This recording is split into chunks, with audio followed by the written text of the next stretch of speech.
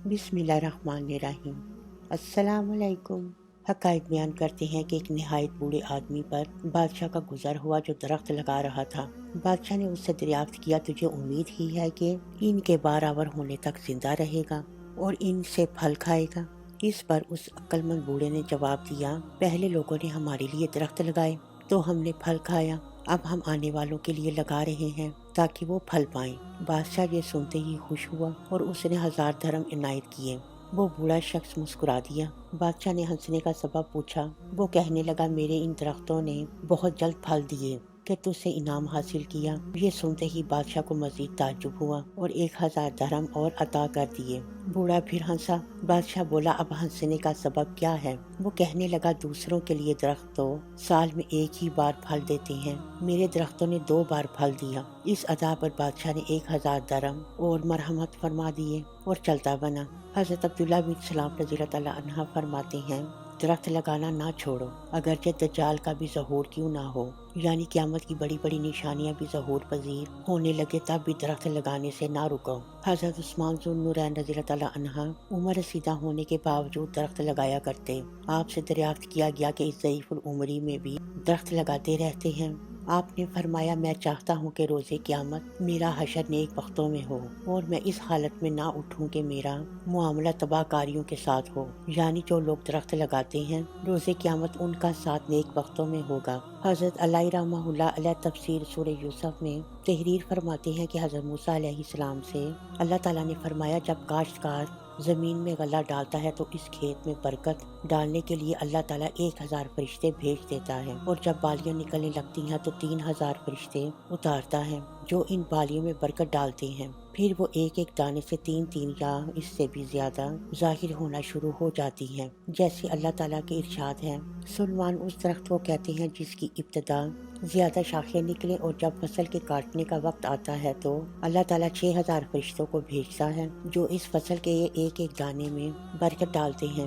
سید عالم نبی مکرم صلی اللہ علیہ وآلہ وسلم نے فرمایا، زمین میں سب سے زیادہ پیدا ہونے والی فصل گندم ہے، کیونکہ اس کی نشو و نما کے لیے زمین و آسمان کی مخلوق کو لگا رکھا ہے۔ اللہ تعالیٰ نے صاحب زبور حضرت داؤد علیہ السلام سے فرمایا، میں ہی تمام چیزوں کا خالق و مالک ہوں، دنیا اور اہل دنیا کو میں نے ہی تخلیق فرمایا، انہیں برقرار رکھنے کے لیے گندم اور جو کو بنایا، زراعت میں ان دونوں میں سے کوئی اور چیز زیادہ محبوب نہیں، جو کوئی انہیں تلف کرنے کی کوشش کرے گا میں اس سے بیزار ہوں۔ اللہ تعالیٰ نے گندم اور جو کو پیدا فرمایا اور انہیں ہی زراعت میں برکت کی بنیاد قرار دیا، اور ان دونوں کے سبب زمین کو استحکام بخشا، نیز آسمان میں برکات کو مسخر فرمایا، روٹی کی عزت کرو اور اس پر برتن وغیرہ نہ کرو، کیونکہ یہ کھانے کی بے عزتی ہے، جو کھانے کی عزت نہیں کرتا اس پر بھوک مسلط کر دی جاتی ہے، اور جو شخص دسترخوان سے گرے ہوئے لقمے یا ذرات کو اٹھا لیتا ہے اللہ تعالیٰ اسے مغفرت و بخشش سے نوازتا ہے۔ نیز گندم اور جو کی اس طرح بھی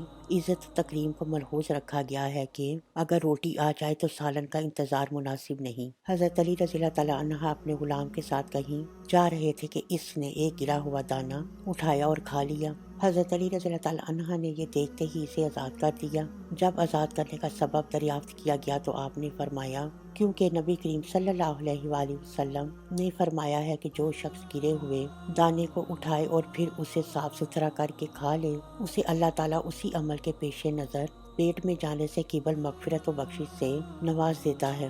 حضرت علی رضی اللہ تعالیٰ عنہ نے فرمایا، مجھے یہ بات مناسب معلوم نہ ہوئی کہ جسے اللہ تعالیٰ نے بخشش سے بہرہ مند فرما دیا ہے میں اسے غلامی سے آزاد نہ کروں۔ حضرت ایوب انصاری رضی اللہ تعالیٰ عنہ بیان کرتے ہیں کہ میں نے دسترخوان سے گرے ہوئے ذرے اٹھا رہا تھا کہ نبی کریم صلی اللہ علیہ وآلہ وسلم نے دیکھ کر فرمایا، تیرے لیے برکت ہو، تجھ میں برکت ہو اور تجھ پر برکت ہو۔ میں نے عرض کیا، یا رسول اللہ، وہ شخص جو اسی طرح عمل پیرا ہو؟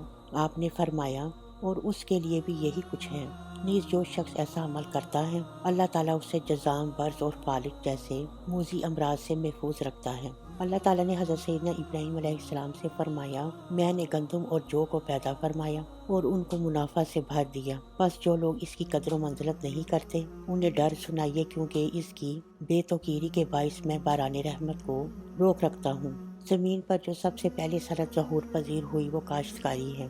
حضرت سیدنا آدم علیہ السلام نے سب سے پہلے زمین کاشت کی، سارا دن ہل چلاتے چلاتے تھک گئی تو حضرت حوا رضی اللہ تعالیٰ عنہ سے فرمایا جو کسر رہ گئی ہے اسے آپ پورا کر دیں۔ چنانچہ جو بیج حضرت حوا رضی اللہ تعالیٰ عنہ نے ڈالے وہ جو بن گئے۔ حضرت آدم علیہ السلام تعجب کرنے لگے تو اللہ تعالیٰ نے فرمایا چونکہ اس نے دشمن کا مشورہ تسلیم کر لیا تھا اس لیے ہم نے ان کے بوئے ہوئے کو جو کی شکل دے دی۔ حضرت کعب رضی اللہ تعالیٰ عنہ کا بیان ہے کہ حضرت آدم علیہ السلام کے وقت گندم کے دانے کا حجم شتر مور کے انڈے کے برابر تھا۔ ویڈیو پسند آنے پہ ہمارے چینل کو سبسکرائب کریں۔ صدقے جاریہ کی نیت سے ہماری ویڈیو کو لائک اور شیئر کرنا مت بھولیں۔ اللہ حافظ۔